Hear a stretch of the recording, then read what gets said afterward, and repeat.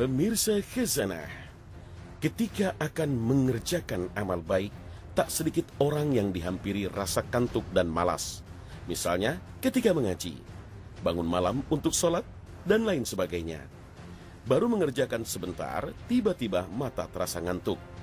Herannya, ketika membaca pesan dan bermain di media sosial di ponsel, mata justru melek hingga berjam-jam. Ada yang bilang kalau rasa malas dan ngantuk yang hinggap saat ibadah itu akibat gangguan jin dan setan. Benarkah demikian? Di HP ada setan. Ya. Percaya aku. Di HP ada setan enggak? Percaya.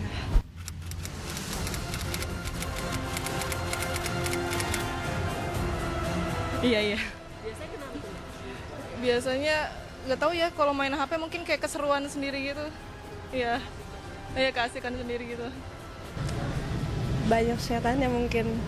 Pernah sih. Pasti pernah. Biasanya kenapa? Kalau biasa sih emang dari diri sendiri sih malasnya, bukan karena HP. Kalau menurut saya emang datang dari sendiri kalau misalnya sholat itu. Ya mungkin karena lebih kalau ibadah tuh kadang dibandingkan kalau kita main HP, nggak tahu kenapa mata lebih, kalau HP itu kayak lebih bersemangat dibandingkan dengan ibadah, padahal ibadah itu yang wajib.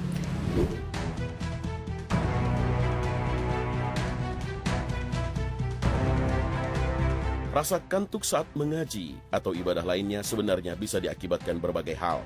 Ketika sedang beribadah terasa ngantuk, lalu melakukan aktivitas lain pun tetap ngantuk. Maka ini bisa disebabkan kondisi tubuh yang memang terlalu lelah dan kurang istirahat. Jika kondisinya demikian, sebaiknya tidur dulu, baru kemudian melanjutkan mengaji atau ibadah lainnya, agar badan segar kembali dan bisa konsentrasi beribadah. Akan tetapi, jika rasa kantuk hanya datang saat mengaji, belajar, sholat, atau melakukan ibadah lain, sedangkan ketika beraktivitas seperti nonton, membaca media sosial, dan sebagainya, kantuk itu hilang, maka ini biasanya dipicu oleh hati yang kotor. Seperti yang diungkapkan Sufyan bin Uyainah, bahwa Utsman bin Affan radhiyallahu anhu pernah berkata, "Seandainya hati kalian bersih, niscaya kalian tidak pernah merasa cukup dari membaca firman Rabb kalian." Hadis riwayat Ahmad. Dalam tafsir Mafatihul Ghaib, Fakhruddin Ar-Razi mengutip pernyataan Ibnu Mas'ud yang mengungkapkan rasa kantuk dalam ibadah seperti sholat dan lainnya adalah dari setan. Sebab itu terjadi apabila seseorang jauh dan lupa dengan Allah. Artinya, kantuk yang kemudian memunculkan rasa malas untuk melanjutkan amal baik disebabkan hati yang lupa pada Allah. Sehingga setan punya celah untuk membisikkan tipuan-tipuan dan melalaikannya dari kebaikan. Diriwayatkan dari Abu Hurairah radhiyallahu an bahwa Rasulullah SAW bersabda, "Setan mengikat 3 tali ikatan di atas tengkuk kepala seseorang dari kalian saat dia tidur. Setan mengencangkan ikatan tersebut sambil berkata, 'Malammu masih panjang, maka tidurlah.' Jika dia bangun dan mengingat Allah, maka lepaslah 1 tali ikatan. Jika kemudian dia berwudu, maka lepaslah tali yang kedua. Dan jika ia mendirikan sholat, lepaslah 1 tali ikatan. Dan pada pagi harinya ia akan merasakan semangat dan jiwa yang tentram. Namun, bila dia tidak melakukan itu, maka pagi itu jiwanya tidak tentram dan ia merasa malas." Hadis riwayat Bukhari dan Muslim. Dalam hadis ini disebutkan, setan tak hanya mengikat 3 ikatan kuat di kepala manusia, tetapi juga membisikkan rayuan dan muslihat. Seolah ikatan saja dirasa kurang kuat bila tidak dibisikkan sesuatu yang mempengaruhi pikiran dan hati manusia. Artinya, bisikan itulah senjata utama setan untuk melalaikan dan memalingkan manusia dari kebaikan. Karena bisa saja seseorang secara fisik sudah cukup tidur, namun tetap saja merasa kurang tidur karena terbuai bisikan-bisikan halus setan, sehingga dia menjadi malas melakukan aktivitas ibadah. Inilah tujuan iblis dan sebangsanya, sebagaimana ditegaskan dalam Al-Quran. Iblis berkata, "Ya Tuhanku, karena engkau telah memutuskan bahwa aku sesat, pasti aku akan menjadikan mereka memandang baik perbuatan maksiat di muka bumi, dan pasti aku akan menyesatkan mereka semuanya." Al-Quran Surah Al-Hijr ayat 39.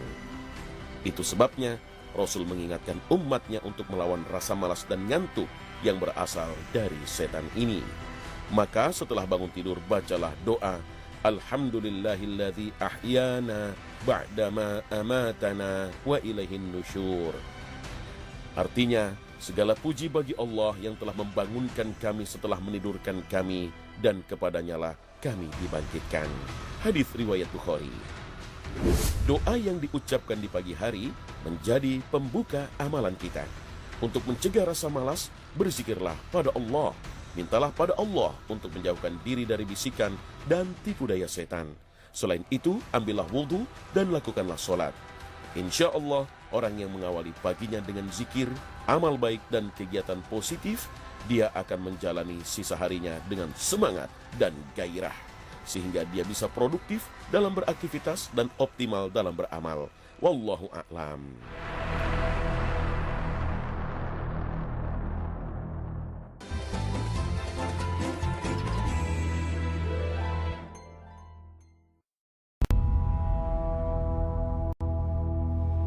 Pemirsa khazanah, istighfar adalah meminta ampunan pada Allah.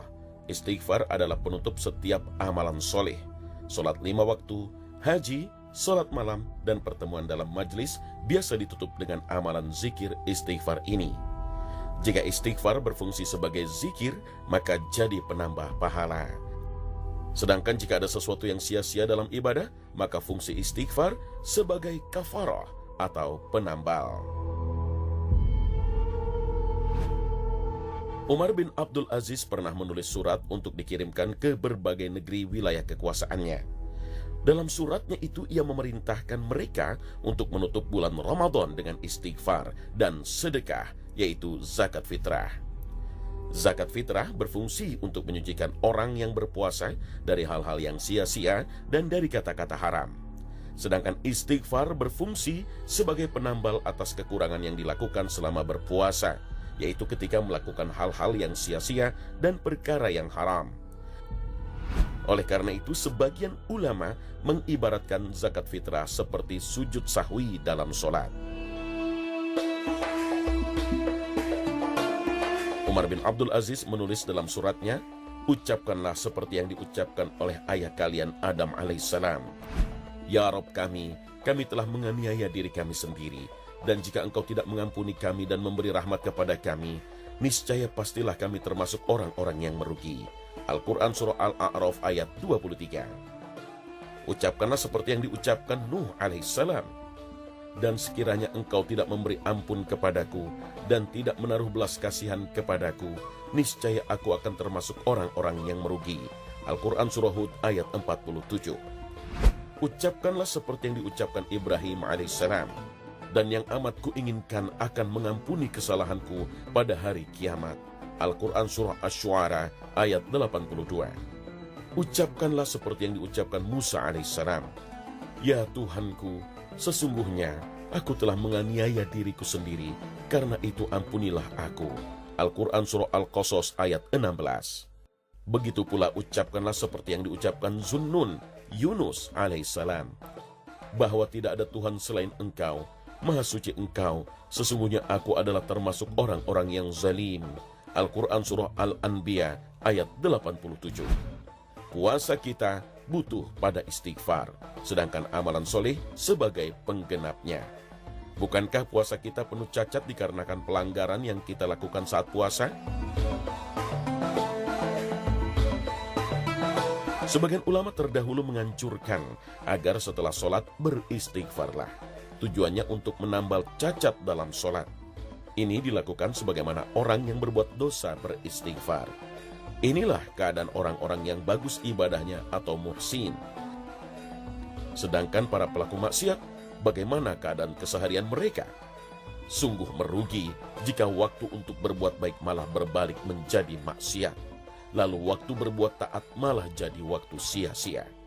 Itulah mengapa Hasan al-Basri menasihatkan, perbanyaklah istighfar, karena kalian tidaklah tahu kapan waktu turunnya rahmat. Luqman pun pernah berwasiat pada anaknya, wahai anakku, basahilah lisanmu dengan bacaan istighfar, permohonan ampun pada Allah, karena Allah telah memilih beberapa waktu yang doa orang yang meminta tidak tertolak saat itu. Tanda bahwa istighfar adalah penutup amalan solih bisa kita lihat dalam doa kafaratul majlis. Abu Barzah al-Aslami menuturkan bahwa Rasulullah SAW membaca doa di akhir majlis jika beliau hendak berdiri meninggalkan majlis. Subhanakallahumma wa bihamdika asyhadu an la ilaha illa anta astaghfiruka wa atubu ilaik. Maha suci Engkau ya Allah, segala pujian untukmu. Aku bersaksi bahwa tidak ada sesembahan yang berhak disembah selain Engkau, dan aku meminta ampunan dan bertaubat padamu. Ada seseorang yang berkata pada Rasulullah SAW, "Wahai Rasulullah, Engkau mengucapkan suatu perkataan yang belum pernah Engkau ucapkan sebelumnya." Beliau menjawab, doa itu sebagai penambal kesalahan yang dilakukan dalam majlis. Hadis riwayat Abu Daud dan Ahmad. Maksudnya, doa itu adalah penambal kesalahan berupa kata-kata atau perkataan yang sia-sia.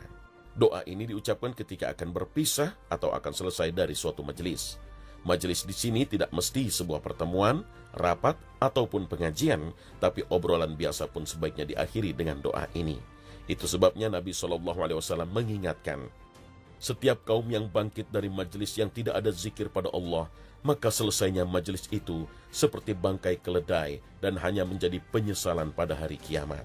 Hadis riwayat Abu Daud dan Ahmad. Wallahu a'lam.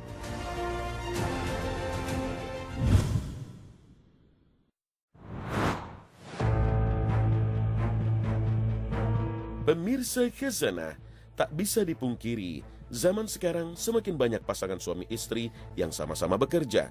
Ada istri yang menjadi wanita karir, berbisnis, membuka usaha rumahan, jasa les privat, dan lain sebagainya.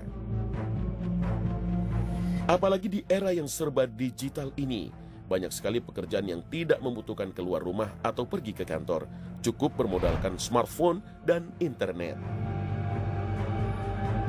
Fenomena ini menjadikan banyak istri lebih mandiri, terutama dari segi finansial.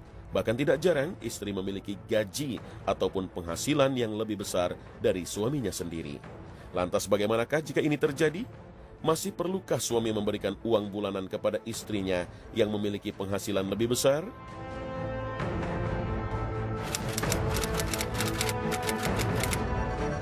Nggak apa-apa ya, karena basicnya juga kan uang istri ini juga saya nggak pernah gagu-gagu juga gitu loh. Maksudnya saya yang bertugas nafkahin istri, jadinya ya kan ada patah kan istilah uang istri, uang suami, uang istri gitu kan, jadinya ya udah nggak apa-apa sih, saya sih nggak ada masalah. Saya rasa sih nggak apa-apa asal untuk kebutuhan keluarga kali ya, untuk maksudnya gede tapi untuk keluarga kayaknya nggak apa-apa deh. Menurutku sih nggak apa-apa ya, karena maksudnya istri kan ada untuk mensupport suami gitu. Jadi kalaupun memang pendapatannya lebih besar ya nggak apa-apa, yang penting untuk mensupport kebutuhan keluarga aja sih. Sudah jamak diketahui bahwa nafkah merupakan tanggung jawab suami. Namun demikian, tidak menutup kemungkinan bagi istri untuk bekerja dengan tujuan membantu ekonomi keluarga di samping penghasilan suami. Jika istri memiliki penghasilan lebih besar, bukan berarti suami boleh tidak memberikan nafkah kepadanya lagi. Karena memberi nafkah untuk istri dan anak-anak dalam keluarga adalah kewajiban bagi suami. Dan mereka para istri mempunyai hak diberi rezeki dan pakaian nafkah yang diwajibkan atas kamu sekalian, wahai para suami. Hadis riwayat Muslim nomor 2137. Yang perlu diingat bagi para suami, nafkah diberikan sesuai kemampuan. Dalam hal ini, memberikan nafkah tidak harus besar jika memang tidak mampu, dan sedikit bukan berarti hal yang memalukan. Hal ini berdasarkan firman Allah Ta'ala. Dan kewajiban ayah suami memberi makan dan pakaian kepada para ibu, istri dengan cara ma'ruf. Seseorang tidak dibebani melainkan menurut kadar kesanggupannya. Al-Quran Surah Al-Baqarah ayat 233. Yang tidak boleh adalah ketika suami mampu memberi dalam jumlah layak, namun suami justru tidak memberikannya, alias pelit. Sebagaimana hadis tentang istri Abu Sufyan yang komplain kepada Rasulullah atas kecilnya nafkah yang diterimanya. Lantas Rasulullah membolehkannya untuk mengambil sendiri harta suaminya, tetapi dengan ukuran sewajarnya. Aisyah radhiyallahu anha berkata, Hindun binti Utbah, istri Abu Sufyan, masuk menemui Rasulullah SAW dan berkata, "Wahai Rasulullah, sungguh Abu Sufyan adalah orang yang pelit. Ia tidak memberiku nafkah yang cukup untukku dan anak-anakku kecuali aku mengambil dari hartanya tanpa sepengetahuannya. Apakah yang demikian itu aku berdosa?" Beliau bersabda, "Ambillah dari hartanya yang cukup untukmu dan anak-anakmu dengan baik." Hadis riwayat Bukhari, Muslim. Lalu bagaimanakah istri harus bersikap jika memiliki gaji atau jabatan yang lebih tinggi dibanding suaminya? Jika berada pada posisi istri yang memiliki penghasilan lebih besar dari suami, maka ingatlah kodrat wanita yang sudah menikah. Tetap sebagai seorang istri yang harus memuliakan suaminya. Sang istri harus tetap tawadhu dan tidak boleh sombong terhadap suami. Kelebihan ekonomi tidak lantas menggeser peran istri menjadi suami dan pemimpin dalam keluarga, sehingga bisa menyepelekan suami. Allah Ta'ala berfirman, "Kaum laki-laki itu adalah pemimpin bagi kaum wanita. Oleh karena Allah telah melebihkan sebahagian mereka, laki-laki, atas sebahagian yang lain, wanita. Dan karena mereka laki-laki telah menafkahkan sebagian dari harta mereka." Al-Quran Surah An-Nisa ayat 34. Dalam hal ini kita bisa mencontoh Khadijah. Saat Nabi Muhammad menikahi Khadijah, Khadijah adalah seorang wanita kaya dan pengusaha. Nabi Muhammad yang sebelum menikah dengan Khadijah justru yang bekerja membawa barang-barang Khadijah untuk diperdagangkan ke negeri Syam. Hal ini tidak lantas menjadikan Khadijah merasa lebih tinggi derajatnya dari suami. Justru sebaliknya, Khadijah adalah istri yang dapat menjaga wibawa suaminya. Sebagai istri memang tidak ada kewajiban untuk memenuhi kebutuhan keluarga. Namun jika hal itu dilakukan, maka hal tersebut bernilai sedekah baginya. Yang terpenting adalah komunikasikan kepada suami dalam mengatur keuangan keluarga agar tidak terjadi kesalahpahaman dan tidak menyinggung perasaan suami. Selain itu, jika istri memiliki porsi yang lebih besar dalam memenuhi kebutuhan rumah tangga dan keluarga, janganlah mengungkit. Karena mengungkit suatu kebaikan bisa saja mengurangi nilai keikhlasan dan pahala yang didapat. Pada dasarnya, kadar nafkah tidak bisa ditetapkan secara pasti, sebab setiap orang memiliki kebutuhan berbeda-beda, bergantung pada kondisi rumah tangganya, kota di mana ia tinggal, jumlah anak, dan lain sebagainya. Allah Subhanahu wa Ta'ala berfirman dalam Al-Quran, "Hendaklah orang yang mampu memberi nafkah menurut kemampuannya, dan orang yang disempitkan rizkinya hendaklah memberi nafkah dari apa yang telah Allah karuniakan kepadanya. Allah tidaklah memikulkan beban kepada seseorang, melainkan sekedar apa yang telah Allah berikan kepadanya. Allah kelak akan memberikan kelapangan setelah kesempitan." Al-Quran Surah At-Tolaq ayat 7. Dengan demikian, hal yang penting dalam menyikapi keuangan rumah tangga adalah mengubah cara pandang, karena rezeki Allah lah yang mengatur. Maka bukan tanpa alasan bila Allah memberikan rezeki yang lebih bagi seorang istri dibanding suami. Maka suami pun tidak perlu minder karena penghasilannya lebih sedikit. Suami hendaknya tetaplah mendukung apapun kegiatan istri selama tidak menyalahi syariat agama. Dan istri tetap hormat kepada suami. Karena sejatinya pernikahan bukanlah soal siapa yang memberi lebih besar atau sedikit, melainkan kerjasama satu dengan yang lain demi menjaga keharmonisan rumah tangga.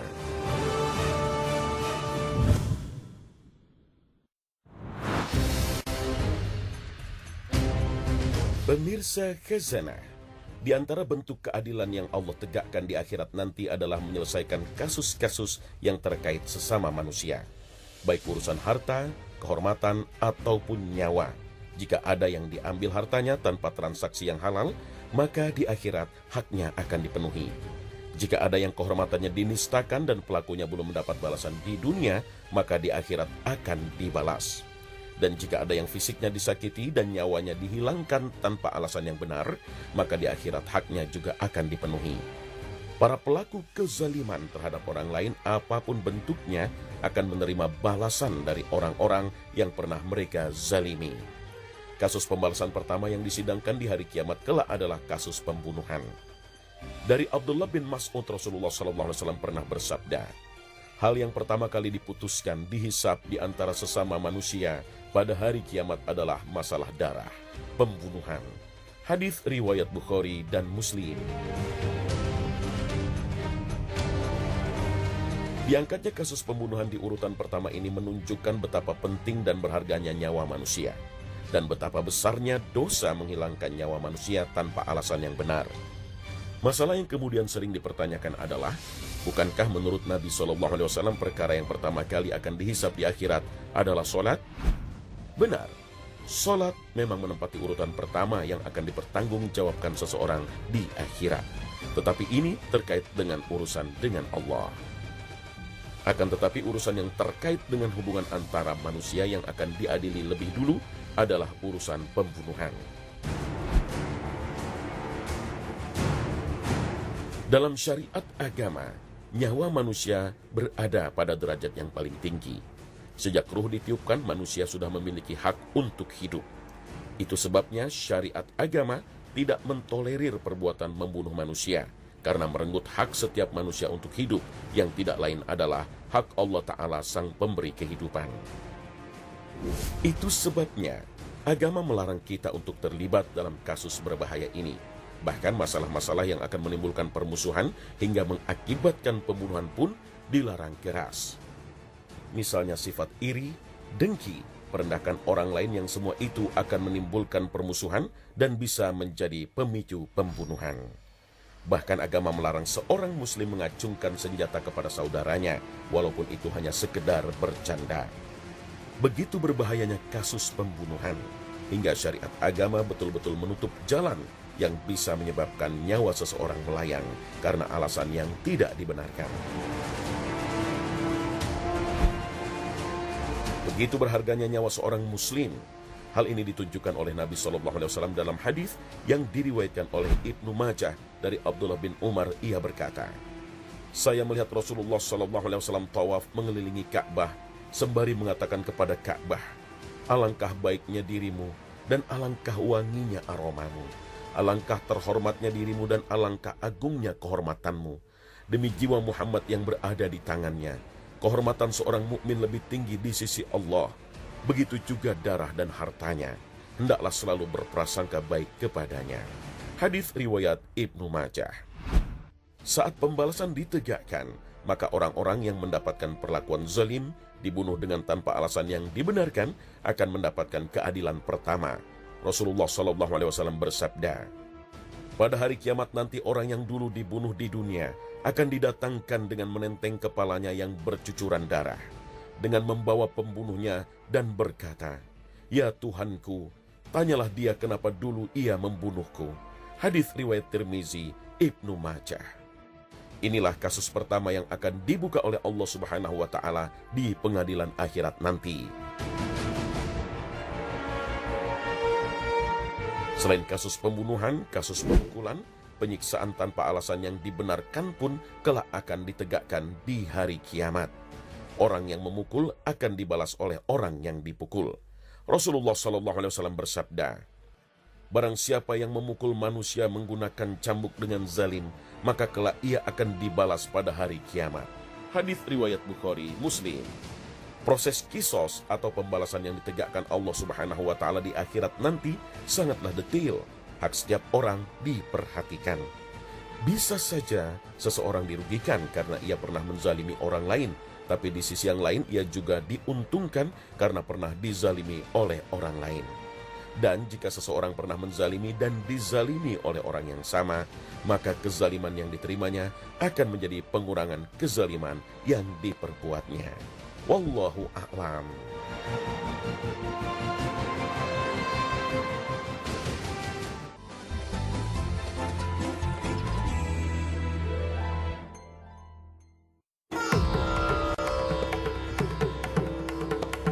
Pemirsa Khazanah, masakan dengan bahan tulang memang menggiurkan. Kalau di Pekanbaru ada sop tunjang yang membuat lidah bergoyang, di Sulawesi Tengah ada kaledo, yang sumsum tulang sapinya terkenal segar. Selain nikmat dimakan di tempat, banyak pula yang memesan dibawa pulang. Saat di rumah, orang cenderung membuang tulang bekas makan di tempat sampah di dalam rumahnya sendiri. Ada yang mengatakan bahwa tulang dan kotoran yang dibuang di dalam rumah akan mengundang jin untuk datang, karena tulang dan kotoran adalah makanan jin. Benarkah demikian?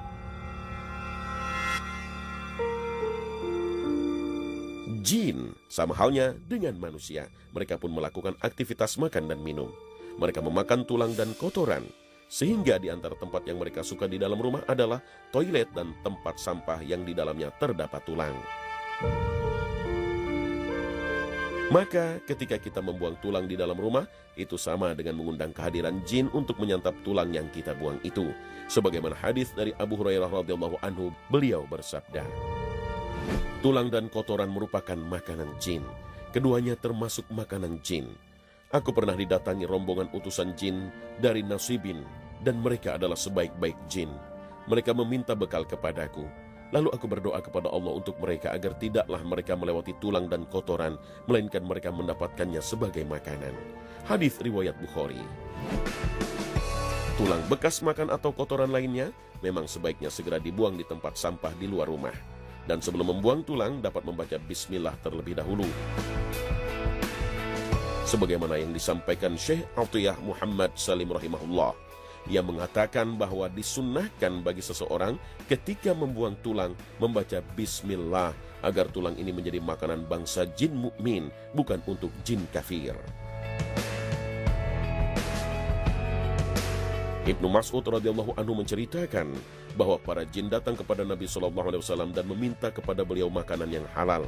Lalu Nabi SAW bersabda kepada mereka, makanan halal untuk kalian adalah semua tulang hewan yang disembelih dengan menyebut nama Allah. Ketika tulang itu kalian ambil akan penuh dengan daging, sementara kotoran binatang akan menjadi makanan bagi hewan kalian. Hadis riwayat Muslim. Makanan yang jin dan setan konsumsi bisa jadi sama dengan apa yang kita makan. Hal itu terjadi ketika makanan yang kita konsumsi tidak dibacakan bismillah.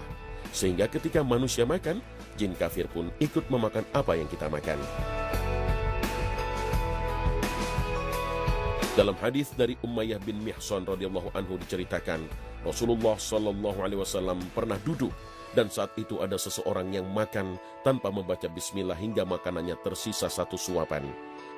Ketika ia mengangkat suapan tersebut ke mulutnya, ia mengucapkan, Bismillah awwalahu wa akhirahu, dengan nama Allah pada awal dan akhirnya.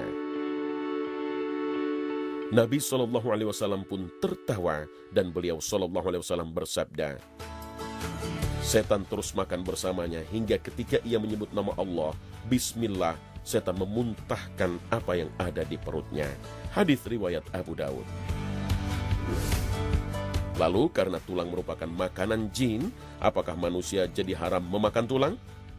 Meskipun telah disebutkan dalil bahwa tulang adalah makanan jin, namun tidak ada fatwa ulama yang mengharamkan makan tulang.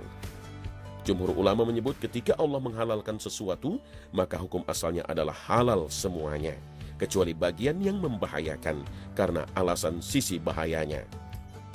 Allah berfirman, katakanlah, tiadalah aku peroleh dalam wahyu yang diwahyukan kepadaku sesuatu yang diharamkan bagi orang yang hendak memakannya, kecuali kalau makanan itu bangkai atau darah yang mengalir atau daging babi, karena sesungguhnya semua itu kotor, atau binatang yang disembelih atas nama selain Allah. Barang siapa yang dalam keadaan terpaksa, sedang dia tidak menginginkannya dan tidak pula melampaui batas, maka sesungguhnya Tuhanmu Maha Pengampun lagi Maha Penyayang. Al-Quran Surah Al-An'am ayat 145. Ketika Allah menghalalkan binatang ternak seperti onta, sapi, atau kambing, berarti semua bagian dari hewan ini adalah halal, kecuali jika ada bagian yang diharamkan. Ketetapan Nabi SAW bahwa tulang sebagai makanan jin tidak menunjukkan adanya larangan untuk memakannya. Wallahu a'lam.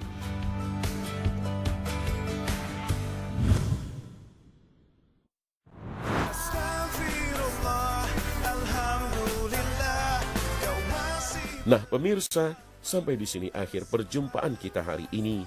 Semoga Allah Subhanahu wa Ta'ala senantiasa memberikan hidayah dan taufiknya kepada kita. Amin ya Rabbal Alamin. Terima kasih atas perhatian Anda. Wassalamualaikum warahmatullahi wabarakatuh.